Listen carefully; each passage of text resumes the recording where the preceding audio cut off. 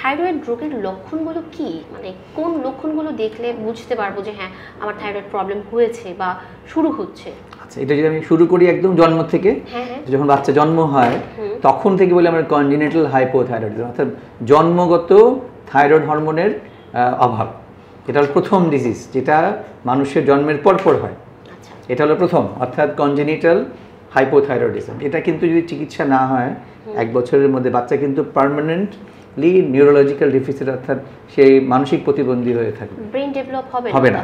কারণ এইটা হরমোনটা খুবই ইম্পর্টেন্ট ফর ব্রেন ডেভেলপমেন্ট। এই যে T4 T3 বলি আমরা, এগুলি কিন্তু থাইরয়েডের হরমোন, এগুলি কিন্তু ব্রেন ডেভেলপ করে। যদি আপনি ঠিক মতো 1 বছর বয়সের মধ্যে তাকে থাইরয়েড চিকিৎসা না করেন বা যদি ডায়াগনোসিসই না হয়, তাহলে কিন্তু আলটিমেটলি সে চিকিৎসাটা পাবে না এবং তার ব্রেনটা আর ডেভেলপ করবে না। আপনি 1 বছর পরে যতই ওষুধ খাওয়ান না কেন, তার আর ওই এই জন্য এটা খুব ভাইটাল অবস্থাতেই থাকবে। হ্যাঁ, এবং সে ওই মেন্টালি রিটার্ডেড একটা থাকবে, মানসিক আপনার কি বল বিকলাঙ্গ যেটা বলি আমরা, মানসিকভাবে সে ভারসাম্যহীন থাকবে। হ্যাঁ, সে বড় হবে কিন্তু বুদ্ধিশুদ্ধি বাড়বে না। হ্যাঁ, এটাকে আমরা একদম বলি ক্রিটিনিজম, এটা নাম আছে কিন্তু একটা, দিস ইজ কল্ড ক্রিটিনিজম। এটা একটা স্পেশাল নাম আছে, ক্রিটিনিজম বলি আমরা। বাচ্চাগুলিও খুব মোটা হয়, মুখ ভর্তি জিহ্বা থাকে। হ্যাঁ, কথাবার্তার চোখের মধ্যে বোঝা যায় যে ওর লুকসটা খুব স্মার্ট লুক না বা খুব ইন্টেলিজেন্ট লুক না। এবং দেখবেন যে সে পেটটা এরকম ফুলে, আমরা পট বেলি বলি, যে পেটটা অনেক ফুলা।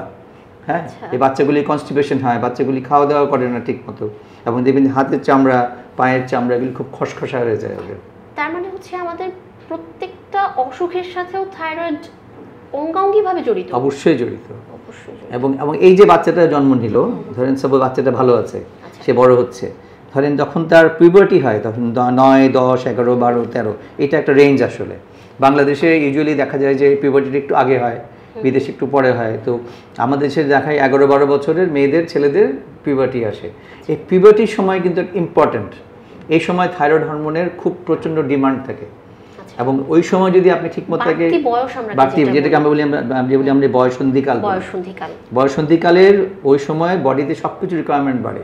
আচ্ছা, থাইরয়েডের এই যে সমস্যাগুলো, এই সমস্যা মানে আক্রান্ত হওয়ার ঝুঁকি কাদের বেশি? এটা একটা ভালো কোয়েশ্চেন। ফ্যামিলি, ধরেন সাপোজ বংশের কারো আছে, তো বংশ পরম্পরায় এটা কিন্তু ট্রান্সমিট হয়, বংশানুক্রমিক রোগ। ফলে যদি ফ্যামিলিতে কারো থাইরয়েড রোগ থাকে, হাইপার রোগ, থাইরয়েড ক্যান্সারটা ঠিক না, বংশ পরম্পরায় আসে না, কারণ cancer is a totally different story, ওটা আমরা পরে বলবো। বাট হাইপারথাইরয়েডিজম, এই দুটা জিনিস কিন্তু ওরা বংশ পরম্পরায়, দাদা দাদি, নানা নানি বা বাবা মায়ের বেসিক্যালি মায়ের দিকে, কারণ যেহেতু মেয়েদের বেশি হয়, মা, নানি বা মায়ের ফ্যামিলি যদি বেশি থাকে, তাহলে কিন্তু মায়ের মামতো বোন, খালাতো বোন, এভাবে যদি আপনি হিস্ট্রি নেন দেখবেন যে পেয়ে যাবেন। আমি প্রায় রোগীদের জিজ্ঞেস করি যে আপনার, বলে না কেউ নেই, পরে দেখা যায় ঠিকই ওই ফ্যামিলিরই হয়তো আরেকজন আমাকে জানি না। হ্যাঁ, এটাই হচ্ছে কথা, আমরা অনেকেই বুঝি না, কারণ একটা সাব ক্লিনিক্যাল ডিজিজ আছে যেটা আসলে ধরা পড়ে না, এটা হলো সমস্যা।